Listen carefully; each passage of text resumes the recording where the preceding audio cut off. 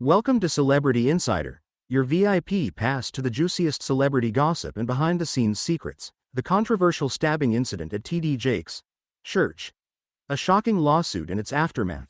The year 2024 was a tumultuous time for the renowned pastor and author T.D. Jakes. What should have been a routine Sunday service at the Potter's House, his megachurch in Dallas, Texas, quickly descended into chaos and violence, leading to a shocking lawsuit that would test the boundaries of religious institutions and public safety.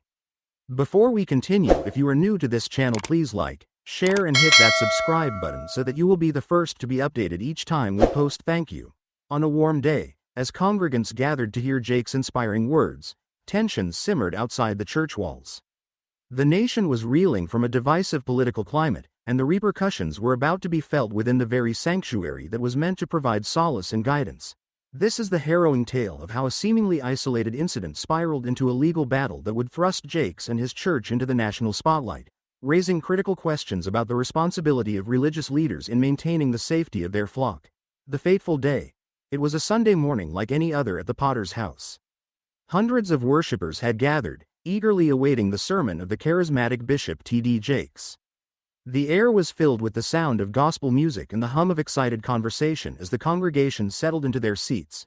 As the service began, Jakes took to the stage, his booming voice captivating the audience as he delivered his message of hope and inspiration. Little did he know that outside the church, tensions were reaching a breaking point. In the parking lot, a group of protesters had gathered, their placards and chants echoing through the streets. They were a diverse mix of individuals, united in their opposition to the socio-political views that Jakes had espoused from the pulpit. The protests had been building for weeks, fueled by the pastor's perceived stance on various controversial issues. Suddenly, as the service was reaching its climax, the relative peace of the church was shattered by the sounds of chaos and violence. Panicked congregants rushed towards the exits, their cries of terror piercing the air. In the confusion, a young woman, a devoted member of the church, was stabbed by a rogue protester who had managed to breach the sanctuary.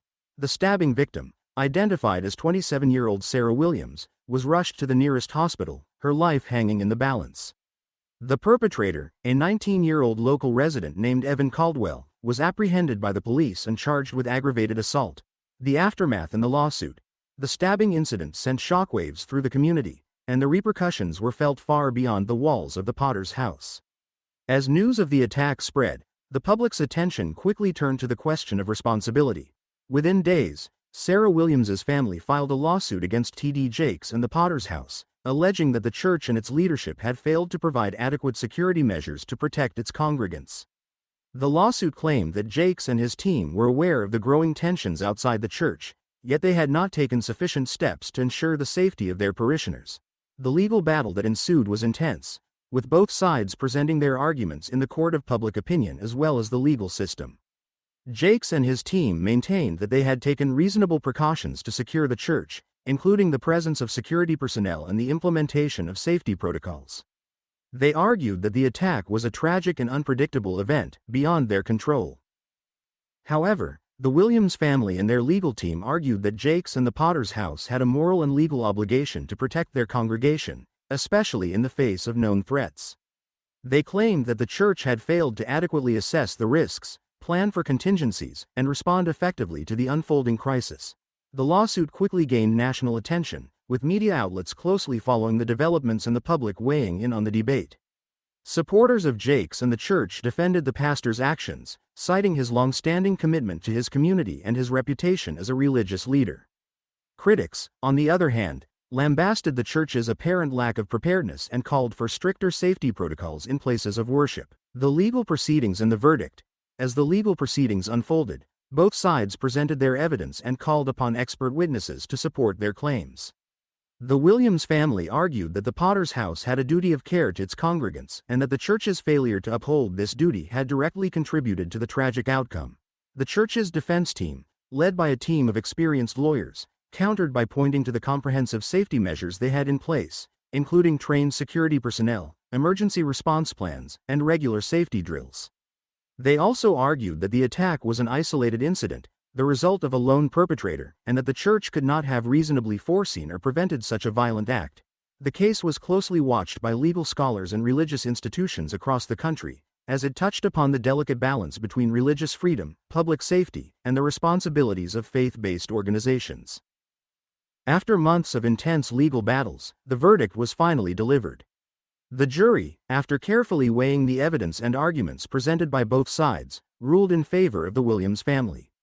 The Potter's House and T.D. Jakes were found to be liable for the attack, with the jury determining that the church had failed to uphold its duty of care to its congregants. The verdict sent shockwaves through the religious community and beyond, as it established a precedent that could have far-reaching implications for places of worship and their legal obligations to ensure the safety of their attendees. The aftermath and the lasting impact. The verdict was a devastating blow to T.D. Jakes and the Potter's House. The church faced a substantial financial penalty, with the jury awarding the Williams family a multi-million-dollar settlement.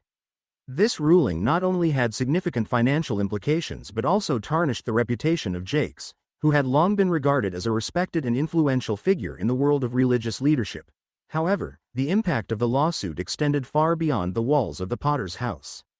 The case sparked a national conversation about the responsibilities of religious institutions, the balance between religious freedom and public safety, and the legal implications of failing to protect congregants. The stabbing incident at T.D. Jakes, the Potter's House Church, and the subsequent lawsuit that followed was a pivotal event that sent shockwaves through the religious community and beyond. The ruling against the church and its influential pastor not only had significant financial and reputational consequences but also established a new legal precedent that would shape the way places of worship approach the issue of public safety. Thanks for joining us on this star-studded journey on Celebrity Insider.